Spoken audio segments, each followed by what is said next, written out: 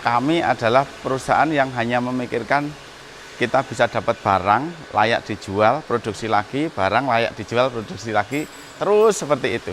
Dan kami tidak sadar bahwa dengan pola seperti itu sesungguhnya kontraproduktif bagi kami.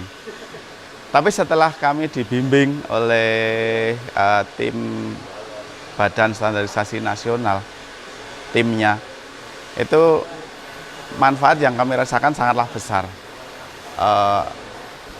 Sangat terasa di kami itu dulu awalnya barang dari belakang kita tarik ke depan, kita gambar, kita potong, kita bawa lagi ke belakang, kita tekuk, akhirnya ada undercoat di depan. Setelah kita setting, kita tarik ke belakang lagi. Ketika mau assembling, kita tarik ke paling depan. Itu kita lalui sekian lama. Tapi begitu kami dibina oleh BSN, kita terapkan standar ISO 9001, langkah demi langkah kita mulai.